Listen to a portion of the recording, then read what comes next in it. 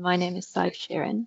I am the MACC England manager based in London's Climate Ready Partnership, which is a partnership of several organisations across London, public, private and third sector, who work on adaptation and resilience or have an interest in it. We're hosted out of the GLA, Greater London Authority, so that's where I'm joining you from today. Apologies if there is any background noise. I'm sitting here in the office. It's great to have you all with us, and you're very welcome to the fifth in our series of MACC Hub webinars. We've been running these to explore different aspects of transformational adaptation across the UK. This afternoon, I'm delighted to be joined by 4 speakers, 2 of whom are here and 2 of whom will be joining us shortly. So you're very welcome, Georgie and Jeremy. And we'll shortly be joined by Emma Marina as well. Today, we'll be diving into the topic of adaptation finance, specifically on financing fairness and how to unlock climate adaptation for vulnerable communities. We're going to consider who benefits and who is left behind by the current financial mechanisms. How can we mobilise dedicated resources for vulnerability targeted efforts? If adaptation can be financed in ways that address the root causes without relying on profitability. And the opportunities and risks of using non-traditional financing, such as blended finance and philanthropy. So I'm really pleased to be joined by our speakers today. Your work is innovative, and as is your research, and has a focus on understanding and meeting the needs of communities, mobilising resources for justice and financing fairness. So it is wonderful to be here with you today. I'm going to invite you both to introduce yourselves briefly, if that's all right. I might come to you first, Jeremy. Sure, thanks, Said. Good afternoon, everybody. Nice to see a whole bunch of people coming in. My name's Jeremy. I'm the Chief Executive of the Fife Coast and Countryside Trust, a regional charitable organisation in the east of Scotland. Before this, I was living on a small island in the South Atlantic called St Helena, where I was the director of the National Trust there. And before that, I was the development director for the Species Survival Commission of IUCN. So I've been through a bit of an arc of big global to tiny little island and now modest regional charity in my work. Thanks, Jeremy. It's really great to have you. Jyoti, over to you. Well, thank you, Saib, and good to see you again, Jeremy. And hello to everybody. I'm Jyoti Banerjee. I'm the CEO at North Star Transition, and I'm actually a failed economist. I trained as an economist and never really worked as one. But I've been a tech entrepreneur in the UK and in Silicon Valley, and a venture capitalist as well, looking at impact finance, and then got involved in the development of the integrated reporting framework, corporate reporting framework. All of this predates my co-founding North Star Transition, which is focused on accelerating systemic change. Thanks, Jyoti. Great to have you. As I mentioned, we will be joined hopefully shortly by our other 2 speakers, Emma Howard-Boyd and Marina Melanides. I'll let them introduce themselves when they join, but perhaps we will crack off without them. So the format for today's session is that each of our speakers will have about 7 minutes to explore the questions that I mentioned, drawing on their work and research, scientific and traditional knowledges. And then we will have time for some questions, hopefully around half an hour. So lots of that session, of today's session, will be dedicated to discussion and questions, which I'm really excited about. If you are able to see at the top of your screen, there is a chat function. Feel free to use it, but please ask your questions in the Q&A function, which should be a button just beside the chat. We will gather those up and draw on them in the second half of the session. So with that, I will hand over to you, Jyoti, to start us off. Super. And I'm going to show some slides, if that's okay with you, and hopefully the slides will show up on your screen. So I guess my starting point when we started talking about this, Ive, was really the fact that we have a climate crisis, and yet we seem to be doing so little about it. How seriously are we taking this? We have a biodiversity crisis, and I would say the same thing. We seem to be doing so little about it. And if we look across our system, we'd say, well, actually, we've got a water crisis. We've got a health crisis. We've got a health inequalities crisis. We've got an inequalities crisis. Basically, you name it, and we seem to have made a crisis out of it. Wherever we've taken our business and financial system, we've ended up with a crisis. And yet, we just seem to be happy to continue messing around the corners of the system, not being serious about asking what it will take to change it. So at North Star Transition, we decided, well, if no one else is going to do it, why don't we have a go? Of course, it was a daft idea because there were two of us starting the organization, and we did so with little or no understanding of what we were going to do to fix these big, huge crises. And by the way, if I can give you the bad news up front, we're 5 years into North Star Transition, and we still haven't solved the climate crisis or the biodiversity crisis or the health inequalities crisis or any of these crises. But we've been having a go, and I want to tell you a little bit about the work that we have been doing, particularly in one area, but the work we started in Wales now has been replicated in the east of England across the fens. And so it's exciting to see our work continuing to grow. We have also done some work in Scotland, as Jeremy may or may not be able to attest to. And we are interested in seeing, is there a way in which we can tackle the huge crises that we face? So we set off to explore what could happen if we could address the serious environmental decline of the Wye and the Usk rivers. And we're talking about a landscape that is across southeast Wales and the west of England. The Wye starts in Wales and it wends its way across towards England. Sometimes it is the border between Wales and England, so you actually have land on either side of the river being run in different ways, having different regulators, having different regulations.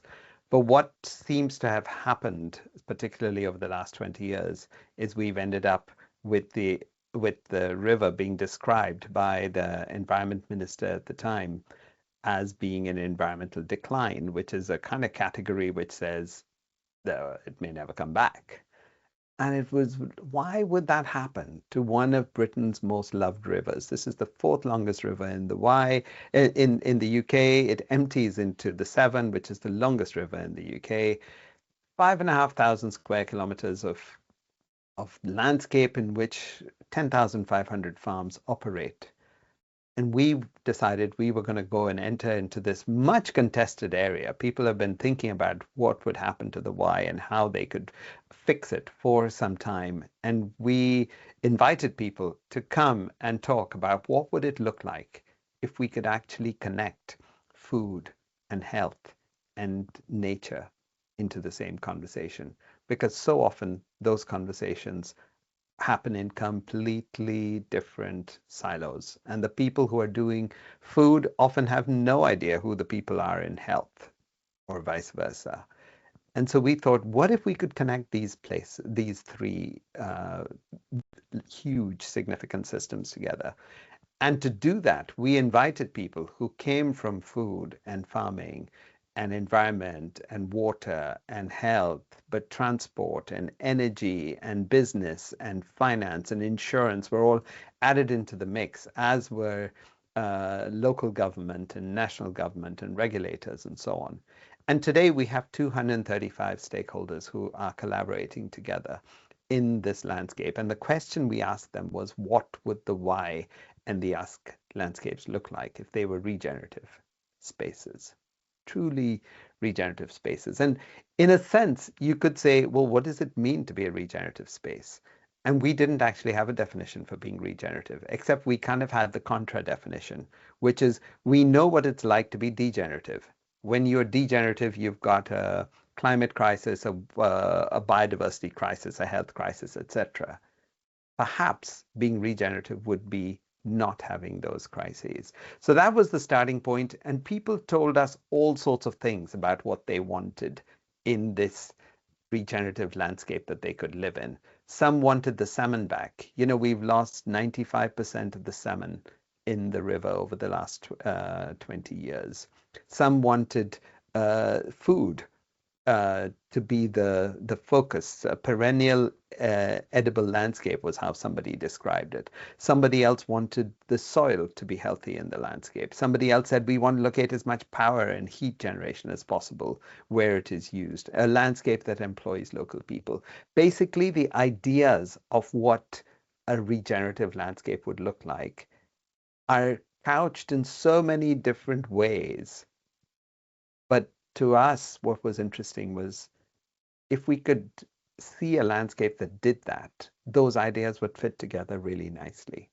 And we could see what a regenerative landscape would look like. But of course, that's not what we have today. Instead, what we have is a landscape that is, the river is hammered by the diffuse runoff from farms. So the pesticides and the fertilizer that's put on the soil is actually killing off the soil, and the soil runs off whenever there's a water splash event, and it ends up in the river, bringing the fertilizers and the chemicals with it, causing huge damage to the river. That's not all. We've got 103 chicken farms operating in intensive poultry situations, and the poo from those chickens. Saif, can we use the word poo on this thing? Anyway, the poo from these chickens ends up in the river. Then that's not enough. The water company releases untreated sewage into the river. You'd think that that's bad, but actually what we have is a landscape that's damaged by poverty. The average earning of a Welsh farm in this area is minus £7,000 a year. Basically, it's a broken food system, and the people who participate in it are suffering the impacts of it. And one of the impacts, according to Public Health Wales, is that there's a 20-year life expectancy gap for the people who live in the center of the catchment in rural poverty compared to the people who live in the cities. So what would you do to change this? And we found across the 235 stakeholders, we surfaced 105 actions that would need to be carried out. And we categorized them by saying, one, we want to see profitable and resilient farming, because A, the farming is not profitable. That's obvious when the average earning is minus £7,000, but it's also not resilient. And not being resilient means that the farmers can't cope with the challenges that they face, but it also means the environment keeps getting hammered because of the actions that are happening in the farms. But the farmers can't really change their actions because that's how farming is done in that place. Then they don't have the resources to go and do something different. What's interesting is that the 2% of the farmers who don't use chemicals and use a different model of agriculture are actually profitable and much more likely to be resilient to face up to the challenges that they face, whether climate or biodiversity or any of these other things. And so we are asking the question, what would it take to make every single farm profitable and resilient? But alongside that, we're looking at what are the actions that need to be taken to restore the landscape? What are the actions that are needed to bring energy at scale? What would a locally deployed, locally owned, locally deployed energy program look like? And so Cardiff Capital Region is working with us to reimagine what Cardiff would look like with a decarbonized energy system, because perhaps this 5,500 square kilometers of land, some of it can be deployed to actually work on a locally owned energy program. And of course, we're asking the question as to what the health and well-being of the people could look like. What we see from this is the program that could require something over £1 billion to actually accomplish. So part of our work is focused on where will the resources come from to enable this. But for me, the really interesting issue that we want to bring into this is to say we're not going after little point solutions, because the little point solutions can actually be totally swamped by the way that a degenerative system works. We need to be serious about doing all sorts of stuff at scale, but also we have to take the challenges at heart. So if farming, for example, is not profitable or nor resilient, we have to ask the question, what would it take to shift it into a different place? So that's the kind of stuff we've been exploring. It's just an introduction. There's stacks more behind it. I do want to leave you with one quotation, because that's what we've done in our work. Martin Luther King Jr. says, most times the way isn't clear, but you want to start anyway.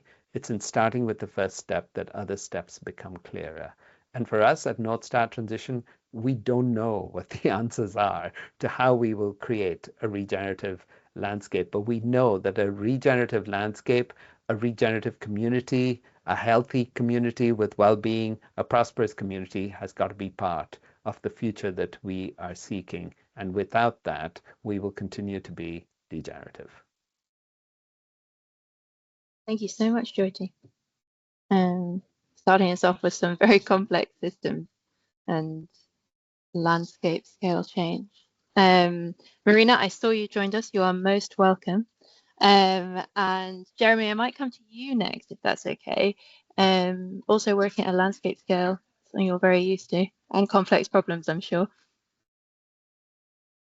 Yeah, thanks, Said. I'm gonna slightly resist talking just to Jyoti's. Me and Jyoti can get into conversation for hours at a time, and that's probably not helpful to folk here. So I'm going to stick with what I've prepared, but it's a little bit abstract. But I hope you'll just bear with me. So I begin really with a little while ago. I heard 1 million seconds is 11.5 days, where 1 billion seconds is almost 32 years. And I think when we talk about big finance, we sometimes get used to throwing around the idea of 1 billion, but actually the scale of the challenge is quite sobering when you think of it in that way. In preparing for what I was going to say today, I've been dipping into some of the material pulled together by the world of big finance. And I've read through a huge number of carefully researched, well-written and produced reports. And I've listened to some captivating and thoughtful podcasts. And I suppose at one level, I'm encouraged by how much is being said about adaptation finance and climate change more broadly. But I was struck that the conversation by those who, in the end, are likely to control the funds appears really to be all about balancing risk and reward and using various kind of arguments in that vein to try and drive greater investment. Which I understand is needed to address the gap of billions of pounds, but there's notably less written about what all this investment will actually get spent on if it materializes. I suppose as an environmentalist at heart, I find it reassuring to see wide recognition in the literature and other places that the damage we've collectively caused will have an economic impact. I think we've all heard a bit of a different view in some of the flat denial of that recently in prominent places. But I did notice an absence in what I looked at and listened to about the kind of human impact, the suffering that's already caused by climate change. And I didn't really find any of the deep sadness that I feel at the loss of species or the kind of observable collapse of some of the ecosystems in place. And I suppose I make that observation not really as criticism, but more as a reflection on the fact that there are different ways of coming at this. There are different ways of thinking about it and communicating about it. And I think fundamentally, I believe we need all of those ways. We need all of those different kind of ways of thinking and addressing these issues if we're going to face up to the scale of the climate crisis and the nature crisis. And one of my jobs as the leader of a modest regional charity is to try and understand and kind of really understand and without judgment a mindset where financial return and profits and financial risk mitigation and those things are as important to understand as the kind of practical interventions in the landscape that will help meet the needs of the community in the natural world. I guess I feel that if I can do that, then maybe I can access more of that, of this kind of badly needed funding to support the good and impactful activity of the people who work with me. I might even be able to hire a few more. I'm not convinced that those who are naturally able to speak the language of finance are necessarily well equipped to actually do the things with the money in the places where the things need to be done. I've seen, I guess, fairly recently funds used to build apparently very well-resourced organizations, put offices in all the right cities around the world, hire armies of bright people to produce beautiful reports. And I slightly question the impact on the ground of all of that. By contrast, it seems to me that the smaller community-based efforts struggle to get a foot in the door with some of this big finance, even though they're often the ones that actually build long-term resilience in the landscape. Some of this is our fault as small-scale local actors. It's on us. I've noticed that we can be a bit hesitant and uncertain when we talk about scaling the impact that we're having. And maybe that's because we don't really know how to scale a relationship with a group of farmers that we've built over many years. We feel a bit uncomfortable about distilling the many hours that we've spent engaging with a community on climate and nature projects into sort of slick business cases. We feel a bit like it undermines the integrity of it all, I suppose. We don't know how to show that what we've done has reduced loneliness and improved well-being while also capturing carbon. We're not sure how to measure these things or communicate them in ways that are going to appeal to big finance. It's noticeable to me that when it comes to the big sums of money, those who already have capacity and well-resourced structures, perhaps those who actually understand what a billion is, seem to benefit most. And I wonder how we change that. How do we mobilize resources so that they actually fund meaningful adaptation on the ground?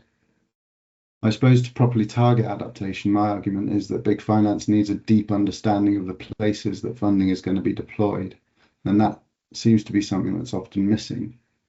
A key piece of work for me then would be to build the trust and the connection between those with the deep local knowledge of place and those making the decisions about how and where to spend the investment. Well-directed and sustained investment can deliver huge social and environmental returns and have long-lasting impact, not least by providing stable employment for the many qualified and thoughtful and imaginative people that are trying to change the world. Imagine if every adaptation fund, or I don't know if that's the right thing to call them, but every adaptation fund had a dedicated stream just for small-scale, vulnerability-focused work, funding that doesn't necessarily have to prove its profit, only its purpose.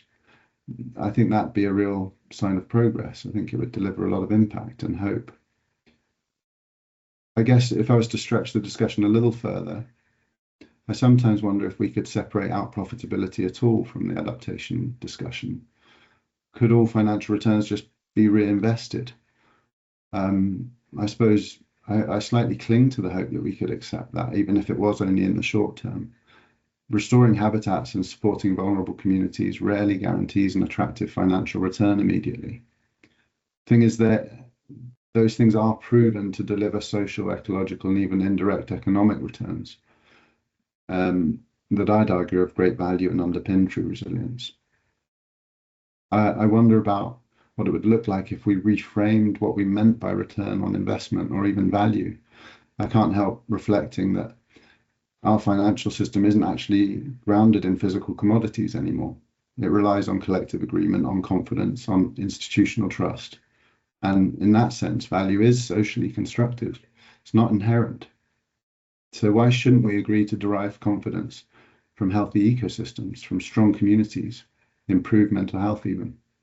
Surely we can agree that these things will ultimately deliver economic benefits. So why shouldn't they be highly valued? What I'm arguing, I guess, is that fundamentally the aim shouldn't be for our investment in adaptation to be profitable. It's perhaps fairly obvious, but it should be to make people and places more resilient. I really hope that adaptation finance can actually be about more than mitigating risks to the assets of the wealthy. Of course, just another, or worse, sorry, just another way of generating the high financial returns that certain sectors have become accustomed to. Sorry, I'm hearing lots of bings. Oh, everything okay? Anyway, I hope that what I've read in the world, from the world of adaptation finance, is just in different language, and the fact that so much has been written actually signals that we do in fact collectively care for people and nature and for the future of both. I'd love to see big finance as a tool for good, to see it delivering real things on the ground that make a difference. But I do think that we may need to rethink the systems a bit like Jyoti is talking about if that's to happen. We have to start to draw confidence from more than just the security of financial return. We have to direct funds to things that deliver real on-the-ground benefits to natural systems and to the communities that rely on them. That, I think, is the kind of adaptation we need most, one that connects environment and people and sees value in diversity of returns, finance that's prepared to accept the cost of doing that and doesn't just prioritise high financial returns for a relatively narrow group. Ultimately, if we allow adaptation finance to prioritise financial risk mitigation for the few, we have to accept that that's likely to make a far riskier world for the many. And personally, I don't think that's okay. Thanks. So Thank I you don't know so what all that binging was through the middle of Sorry, that. Jeremy. I'll take some of the blame for that. Thank you so much for your reflection there. I have lots of things going on in my head, but I will save that for the later part. Shutting down some of the things you said there that really resonated around like who gets the foot in the door and understanding without judgment the kind of financial objectives alongside the kind of environmental ones, us being the environmental people potentially, and I suppose that last point around directing funds for real on the ground benefits. It's hard to do, but necessary. So I'm going to come to Marina shortly. With apologies, Emma was struggling to get in and we haven't managed to solve the problem. So I think we will just be 3 today. So apologies for that. And Marina, if you would like to come in and perhaps introduce yourself as well as Jeremy and Jyoti did at the beginning. Yes, absolutely. Can you hear me okay? Yes. Okay, great. Hi, everybody. Apologies for being late. And thanks, Sive, in particular, for coordinating and organizing and sending me messages while also organizing this. That's a hard thing to do. Hi, everybody. It's a pleasure to be here. My name is Marina. I use she, her pronouns. I'm a Greek Canadian settler from Western Canada, from lands currently known as Vancouver, but are the traditional territories of the Musqueam, Squamish, and Tsleil-Waututh peoples. I currently live in Cambridge in the United Kingdom, where I'm calling from right now, where I'm pursuing my PhD in geography, and also have been engaged in climate justice activism, in particular in the youth and in the global youth climate justice movement for 15 years, and try to merge both my endeavors as a scholar and also the work I do as an activist together. I think that actually I'm quite happy that Jeremy ended up going before me because I feel like I might speak to some of the things that you were just chatting about. So I feel like it actually maybe worked out. I'm going to share, if you don't mind, I just have a couple photos that I wanted to put up just to help illustrate. Can you see that okay? Is that a yes? Sorry, I can't actually. Oh, yes, you're nodding. I can see it now. Sorry. It's really a pleasure to be here. I wanted to start my contributions here today with a bit of a story. That also helps to speak a little bit more about who I am and my background and what work I'm trying to bring into this conversation. 6 years ago, I founded a nonprofit. It's called Youth for Nature, and it's a fully youth-led and global nonprofit whose mission is to educate, equip, and establish young people to be full, effective leaders for climate and nature solutions. And I started Youth for Nature because I wanted to do whatever small thing that I could to help make sure young people can be fully supported in their work for nature and climate, and to have the resources and skills and networks and financing that they actually need to focus all their bold leadership and creativity and passion towards innovative, impactful climate and nature solutions that are grounded in justice and in community, and are often not profitable or not profit driven. What this work ended up actually looking like for me was spending most of my time fundraising, which was not something I had any technical training in. And it also looked like engaging mostly with philanthropic donors. Philanthropy was a group that I had not thought much about before, or really had any exposure to before I spent all my time trying to convince them that youth-led climate and nature justice work was worth their money. And the relationships that I had with philanthropic donors were really diverse. I had some really supportive, meaningful relationships that were super important for our ability to do the work that we wanted to do. I had many more relationships that were disempowering, that were harmful, where I felt tokenized or taken advantage of or disrespected. I was often asked to educate donors for free about why youth-led work matters. I was once strung along for over a year by a donor who seemed really posed to match one of our existing grants, which, if they did so, would cover all of our core costs for another 2 years, only to be rejected eventually in a 3-sentence email with no room to follow up, citing that their strategy had changed. I was once told that a current funder had shifted their youth strategy, redirecting that funding that they were putting towards youth and climate to another regranting organization. And it eventually took us almost 3 years to build a relationship with that other organization that ended up leading to securing a grant to fund the work that the original donor had funded previously. I even once had to give funding back to a donor because the relationship was so harmful and toxic, to the point where one of our team members felt really anxious to implement the project in ways that reflected racial prejudice. This story is frightfully common for youth and also for other groups who have been made marginalized and yet are on the front lines for climate and nature crisis.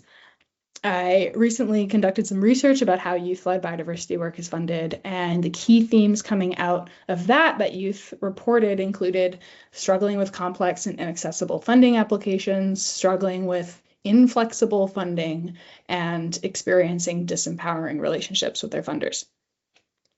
And yet, when I looked around at my peers in the youth climate justice movement, they were all seeking philanthropic support. In fact, philanthropic support is deeply relied upon. That reliance is growing across the environmental sector. Philanthropic funding for environmental work is small, but increasing rapidly. In the UK, philanthropic giving to the environment grew threefold from 2021 to 2022. And it's also being increasingly called upon to do more and more as public funding for climate work, and especially for climate work grounded in justice, continues to shrink. What I really want to emphasize for this conversation that we're having today is that there are deep, troubling contradictions here in which philanthropy funding climate justice work, which raises questions about the ability for philanthropy to ever really be fair. To accumulate private wealth at a scale large enough for philanthropy to exist is only possible through violent injustice, through oppressive exploitative systems, through extractive colonial capitalism. Philanthropy is a direct product of these systems, and they are, of course, the same systems that are at the root of climate crisis and biodiversity loss. And critics of private organized philanthropy will emphasize how it can ultimately be a tool for the wealthy and the powerful to exert their own agendas in undemocratic ways and in ways that mirror colonial power imbalances between the global north and the global south. 95% of philanthropic foundations exist in the global north after all, and the vast majority of their wealth is directed to other global north institutions, despite claims to be doing work in Global South communities or in regions. And yet also, in some ways, is philanthropy may be well positioned to support justice-grounded work, to support work that maybe doesn't result in a profit. Philanthropy has been called flexible and catalytic and capable of taking risks that other funders cannot take. As of course, foundations don't have any shareholders or taxpayers that they have to be accountable to, which is a profound justice issue, but also positions philanthropy to do bold things if they wanted to fund in unrestricted multi-year ways, to fund work that is radical, that is rights-based, that is led by and for frontline communities, and to do so without complex reporting or application requirements, to cede power to their grantees through participatory grant-making structures, to commit to spending down their endowments. And philanthropy holds a lot of social and political clout and power, which can sometimes actually be more powerful than the financial power they hold. And the ability for philanthropy to leverage this, to shape wider narratives, to pass the microphone to others, and to raise platforms for others could be and has been really impactful. These days, I'm a PhD student at the University of Cambridge. My doctoral research is trying to grapple with some of these contradictions. Some of the questions I have is whether or not philanthropy can meaningfully support climate justice work in ways that actually foster and enable transformative systemic change, or whether philanthropy can redirect and shift power imbalances. Basically, can environmental philanthropy be fair? And if so, how does it do that? I'm in my second year of my PhD, so I don't have too many shiny findings to share with you all just yet, but I can share some early reflections from some of the reading I've done and conversations I've had that I think are relevant to this conversation today. First, that direct finance is a growing imperative for financing fairness, especially directing funding to Indigenous peoples and local communities and other grassroots-led movements. But it's not just about who receives funding, it's also about how funding is dispersed and whether grant management structures replicate or reinforce colonial power imbalances. And importantly, this work of financing fairness takes boldness and courage and humility. And this is because this work is fundamentally about power and about shifting power, which is an uncomfortable thing for those of us who hold power to confront, but it's necessary for systemic and transformative change, and it's necessary for justice. And I'm hopeful that we can do a little bit of that work together and lean a bit into discomfort during the rest of this conversation. Thanks. Thank you so much, Marina. Thank you for sharing your experiences. I'm saddened to hear that was your experience, but I suppose maybe not surprised, if I'm being honest. And I think your sharing of those contradictions is really useful in kind of framing some of this kind of conversation. I'm going to bring us towards the kind of Q&A part now. We have received some questions. Please do keep them coming. We'll try and get through as many as possible. Jyoti, I might come back to you with the question from the chat there around how do you define a regenerative and prosperous community in your transition labs? Whose prosperity, whose regeneration, and measured in what ways beyond yield and GDP? Thank you for that, and thank you for the question, Sylvia. We have used the language of regenerative landscapes and regenerative communities, but we have shied away from defining it. As I said in my presentation, and your question does say that perhaps you might have missed the start of the presentation, but at the start of the presentation, what I said was we invite people to ask the question of themselves, what would a regenerative landscape and what would a regenerative community look like? And we're interested in their answers. We don't come to this with our answer, but we do have the contraindication, which is we know what a regenerative landscape and community would not include. And if for us, the degenerative outcomes we see in today's system, whether it is the climate crisis or the biodiversity crisis or a health crisis or any inequalities crisis, these are not what we would expect to see in a regenerative system. But what is a regenerative system? Well, we want to create the freedom and the space for people to explore those issues for themselves. And you also asked the question, what does a prosperous community look like? And what are the, in effect, by using words like yield and GDP, are we tied to those? Well, I never use the words yield and GDP. But what we do know is that farms that have moved away from chemical farming, for example, according to the case studies we have done, seem to be producing about 60% of the yield of an intensive farm. So in effect, we are already walking away from yield maximization as the goal and target of the agriculture system. We want to encourage a system that works with nature, and that means that we're going to have to be prepared for lower yield. Of course, the positive outcome from it is that in spite of having 60% of the yield of intensive farms, the farms that have walked towards low inputs or no chemicals, etc., are actually producing higher incomes for the farmers. So are they prosperous? I couldn't tell you that, but they want to head in that direction, because where they are today is, you wouldn't use the word prosperous. They're basically broke. If their spouses didn't go to work to be civil servants or nurses or, do something else, the families would be broke. So we want to step into a place where their families could be healthy, their families could be are not broke, the landscapes that they live in are not broken, and that shows a direction of travel for what a regenerative and a prosperous community could look like. Thank you, Jyoti.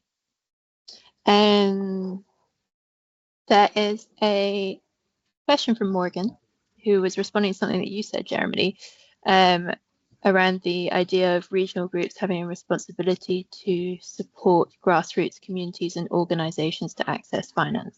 And Morgan asks, is there anything further anyone would like to add about how we could do this more effectively? Is it lobbying for big finance and large organisations to have grassroots specific funding? Is it supporting those organisations on applications, or maybe something else? So, Jeremy, as she was responding to you, I'll let you take that first if you'd like, but feel free to anyone else if you'd like to come in either. Thanks. I'm happy to try. I think it's a tricky one, and partly because my brain's gone in so many different directions after Marina's really insightful chat, and also kind of thinking more about Jyoti's influence. And I think some of this, or kind of input, so some of this comes back to me, for me, to the systems that we're living within currently, and so there are some challenges with that. And I guess one model we're looking at exploring in Fife that I'm hoping is going to work, but we've yet to prove it, is the cooperative model. So we're looking at gathering farmers, in this case, into cooperatives where the kind of the decision-making power, the governance, and the benefits are all shared across a group who have a rooted interest in the land, kind of in the place. And that seems to then, or we're hoping that that will provide something of scale that can be useful to relate to some of these bigger organizations that kind of talk in a different kind of at a different scale. But I still feel a bit challenged in my brain about how that works. And so we're kind of trying at a relatively modest scale around a river catchment. So again, using a natural system as the defining kind of context within which to do changes. And then I guess some of the stuff that Jyoti and I have worked on and have done some interesting things around is then encouraging folk to get out of the silos that they exist in. So, moving the conversation beyond what somebody might be used to thinking about and taking it into a different field. And that can be very, very helpful and useful. I suppose for me, one of the starker examples of that is something I read recently where 95% I think of biodiversity loss is caused by human behavior. But when we talk about biodiversity and biodiversity loss, we talk to ecologists and we talk to natural scientists. We don't talk to behavioral scientists and human scientists. We're not in the room with people who understand how human behavior is influenced necessarily. But 95% of biodiversity loss is caused by human behavior. So why not? Why aren't we breaking out of that? So I don't know if that answers the question, but it's some further reflection on it anyway. Thank you. Marina or Jyoti? If I could jump in, I fully get Jeremy's view that we need to think about behavioral science insights into what we do. And in fact, at North Star Transition, we have a long-term partnership from pretty much from day one, or even day -1. We have a relationship with UCL's Climate Action Unit, which is led by a behavioral scientist.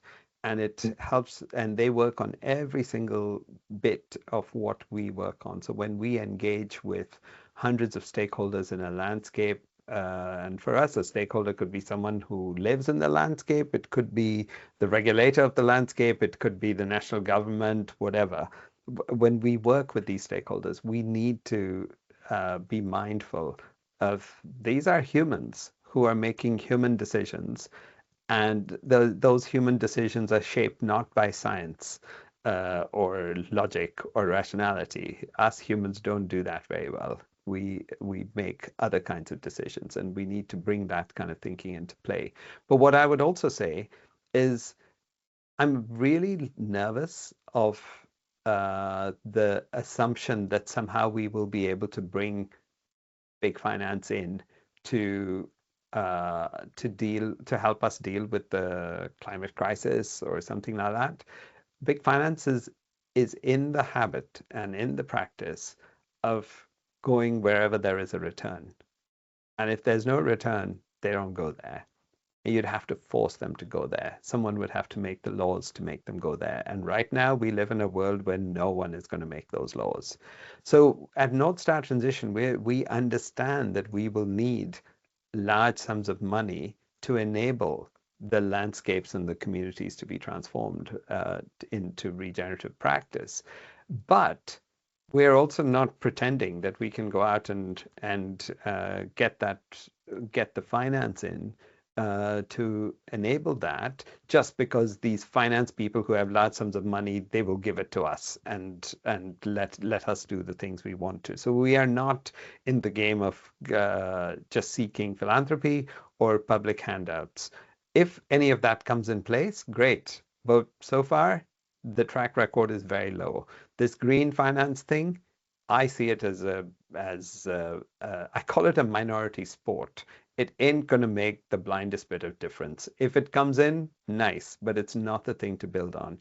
So what could we actually expect things to build on for finance? Well, if we are able to put in a renewable energy program across the Y-ask that enables local production of energy, not this centralized energy where we have to go to Saudi Arabia or the Middle East to get the energy, and we have to put armies and weapons in to protect the sources of those things. That's not the kind of energy we're talking about. We're talking about what would relatively free energy look like, distributed in a decentralized way. That needs finance too, but a different scale of finance.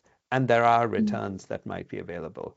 We can't expect environmental outcomes to be funded, but what if we can change the systems that create the bad environmental outcomes, like changing farming practice in a different direction? We could fund the change of farming practice if it heads in a profitable direction.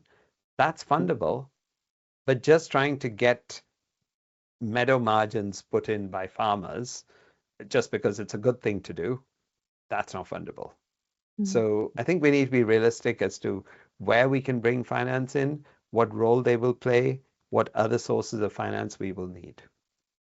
Thanks, Jyoti. I think sorry to jump in.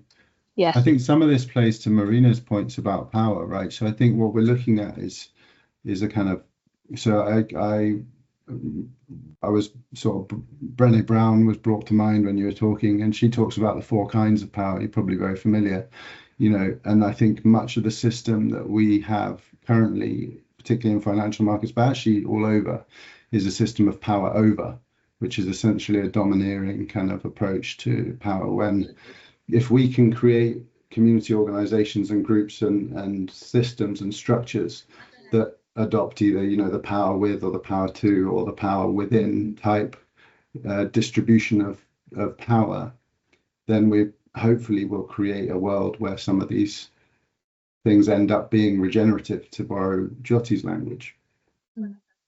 Thank you, Jeremy. And now Marina can talk from an educated perspective on this. Marina, would you like to come in there? And potentially I might ask you at the same time if you'd maybe like to try and answer Louise's question there, and do you have any practical suggestions for how funding and finance processes themselves could become more equitable? Yes, I think Louise's question and Morgan's question kind of interact with each other a little bit. So I can speak from like an idea about private funding and philanthropy. I'm not sure how government funding can become more equitable, or I could maybe come up with something, but I haven't thought about that one as much.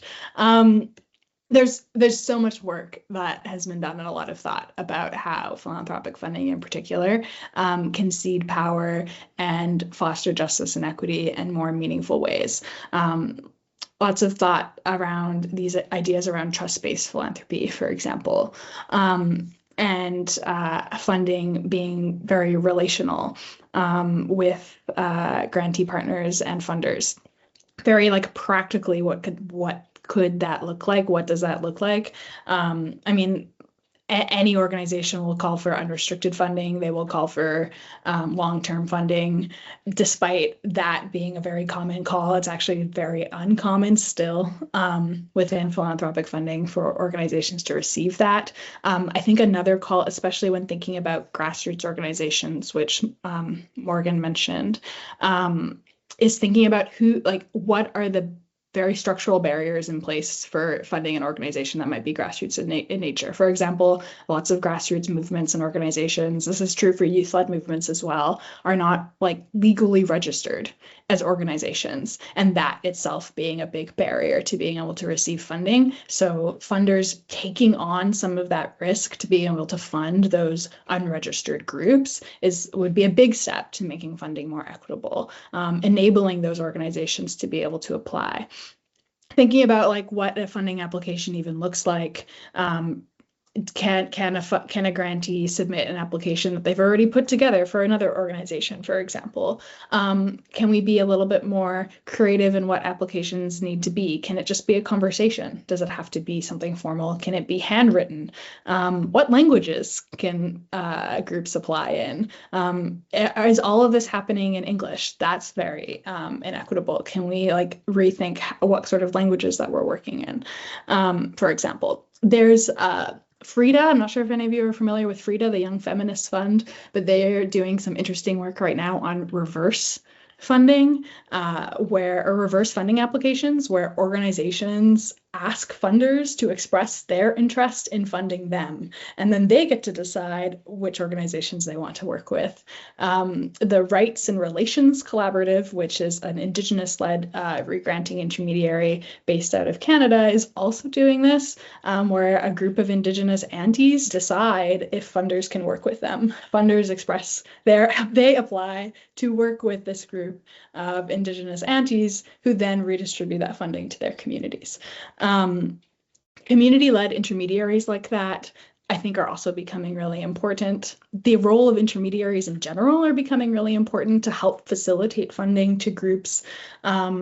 that might not have the very like Western colonial capacity to like handle big sources of funding. Intermediaries are able to sort of play a role in there, but not all intermediaries are equal. Intermediaries that are led by the communities that they are of and from and supporting do a lot more to shift power imbalances. So the Poanka Fund, for example, is an Indigenous-led regranting intermediary, or the Youth Climate Justice Fund is a youth-led regranting intermediary. The Mesoamerican Territorial Fund is a really good example of one that is a coalition of Indigenous governments coming together in the Mesoamerican region to redistribute funding to their own communities. I feel like those are also really great examples of power shifting about who gets to make decisions about where funding actually goes on the ground, and who has the knowledge and the insight to know how that funding can be distributed to their communities in ways that foster transformative change and are empowering rather than or limiting or disempowering. I could go on for a long time, as you can probably tell, but maybe I'll pause Thank there. you. What great examples of how do we actually disrupt it and shift that status quo approach and challenge normative power dynamics and all of that. So thank you. I'm conscious of time, and I wanted to come to Guy, your question. I don't think we're going to quite have time, but I see that Jyoti has actually replied to it in the text, so I will direct you there, if that's okay. Thank you, Jyoti, for doing that. And potentially taking 1 minute and one line from each of our speakers, if that's okay, to Laura's question. In financing fairness, is the insurance industry a valuable partner? It could be a yes, no answer or a one-liner from each of you, if you have any thoughts. Well, let me jump in. The insurance industry has some of the longest horizons in terms of obligations. Both the insurance and pension funds have the longest horizons, and yet much of their investments are tied up in trying to earn as much money as possible today. It makes zero sense as far as I'm concerned. I know this is sentence number 2.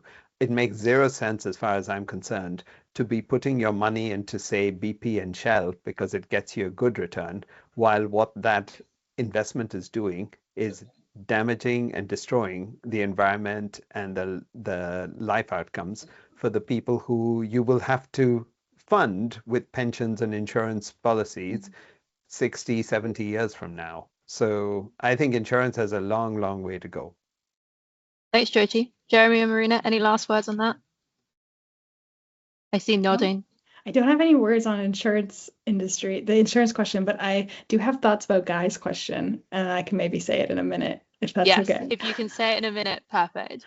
Yeah, just that like having to relocate or respond to climate, like natural disasters aggravated by and made worse by climate crisis is a climate justice issue.